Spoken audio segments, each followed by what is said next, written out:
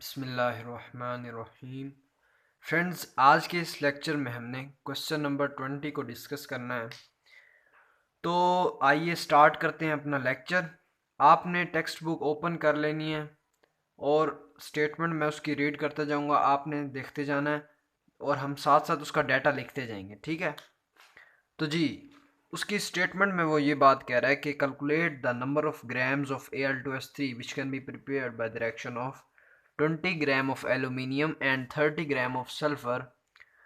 How much the non limiting reactant is in excess. ठीक है, सबसे पहले वो हमें ये बात कह रहा है कि 20 ग्राम एल्यूमिनियम और 30 ग्राम सल्फर वो रिएक्ट किया उन्होंने और हमारे पास एल्यूमिनियम सल्फेट बन गया।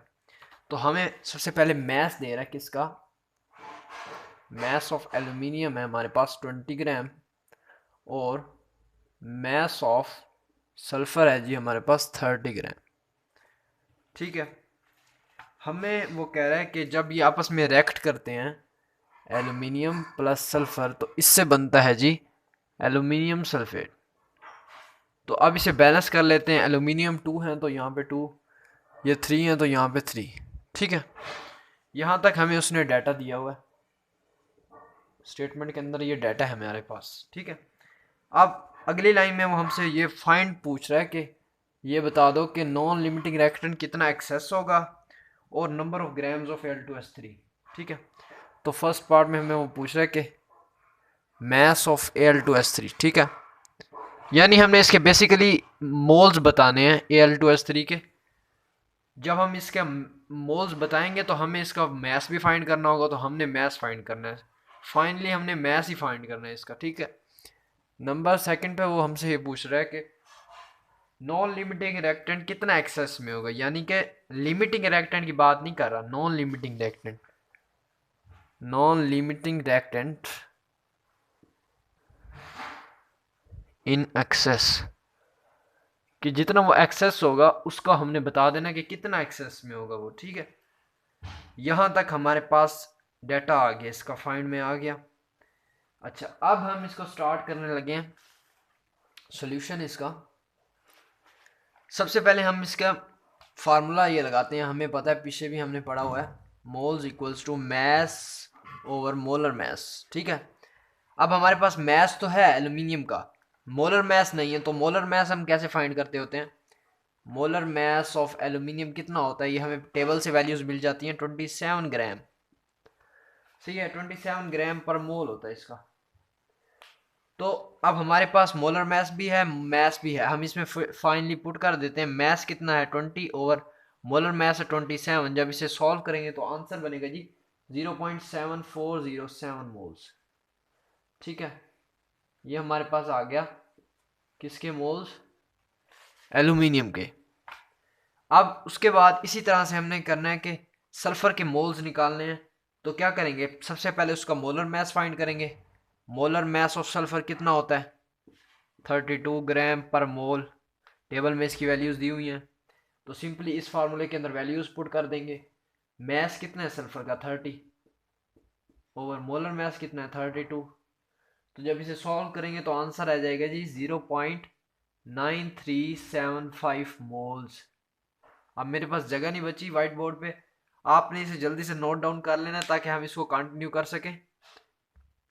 अच्छा, तो अब हमने वहां तक इसको मोल्स निकाल लिए थे सल्फर के भी और एल्यूमिनियम के भी। अब हमने क्या करना है, अब हमने मोल्स किसके निकालने थे, बेसिकली हमें फाइंड जो करने थे वो एल्यूमिनियम सल्फेट के मोल्स थे। तो हम क्या करेंगे, पहले एल्यूमिनियम सल्फेट को एल्यूमिनियम के साथ हम इसे कंपेयर कर लेंगे। तो कंपेयर करते हैं एल्यूमिनियम सल्फेट को एल्यूमिनियम के साथ। पीछे हम ये पढ़ चुके हैं, जो चीज़ कंपेयर करनी है उससे राइट साइड पे लिखते हैं। तो अच्छा, अब रिएक्शन में यहाँ पे लिख देता हूँ 2 एल्यूमिनियम प्लस 3s, ये रिएक्ट करके बना रहे थे Al2S3। इस रिएक्शन में देखिए कि हमारे पास एल्यूमिनियम के कितने मोल्स हैं 2 मोल्स, एल्यूमिनियम सल्फेट के कितने हैं 1 मोल्स। तो ये 2 वहाँ पर आ जाएगा तो हमारे पास ये 1/2 हो जाएगा, क्योंकि यहाँ पर हमने सिंपलेस्ट रेशो लानी होती है जो कि 1 होती है, इसलिए हम इसे यहाँ पर जाके डिवाइड कर देते हैं। अच्छा, अब हमारे पास एल्यूमिनियम के कितने मोल्स आए थे 0.7407, तो 0.74 से इधर भी मल्टीप्लाई है तो इधर भी मल्टीप्लाई। जब इसे हम मल्टीप्लाई करेंगे तो हमारे पास आंसर आएगा 0.37 मोल्स। ये किसके मोल्स आए हैं? Moles of Al2S3, aluminium sulphate के मोल्स आए हैं विद रिस्पेक्ट टू एल्यूमिनियम। ठीक है, ये आपने याद रखना है, विद रिस्पेक्ट टू एल्यूमिनियम। अच्छा, अब हमने क्या करना है? अब हमने एल्यूमिनियम सल्फेट के मोल्स निकालने हैं विद रिस्पेक्ट टू सल्फर। तो क्या करेंगे? हम इसे सल्फर से कंपेयर करेंगे। तो सल्फर के हमारे पास कितने मोल्स दिए हुए हैं? 3, तो 1:1/3। अब सल्फर के हमारे पास कितने मोल्स आए थे? 0.93 समथिंग आए थे।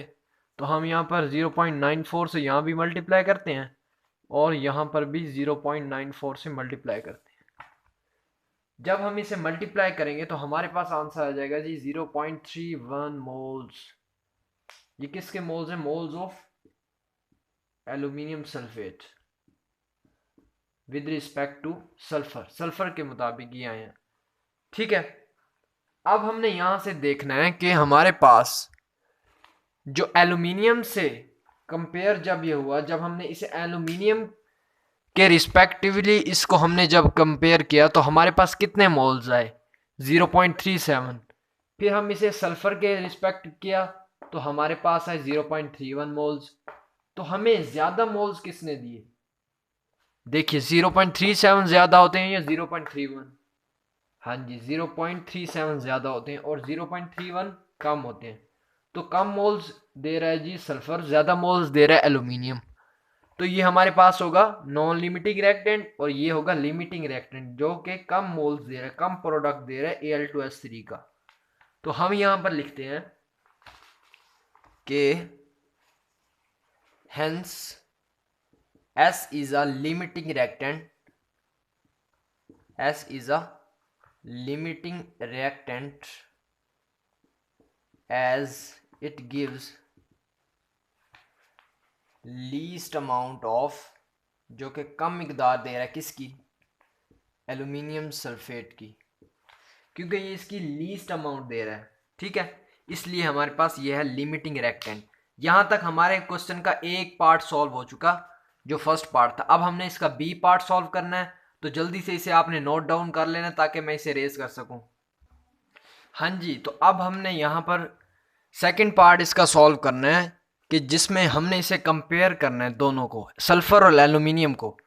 अब आप कहेंगे कि हमने तो एल्यूमिनियम सल्फेट के साथ हमारा काम चल रहा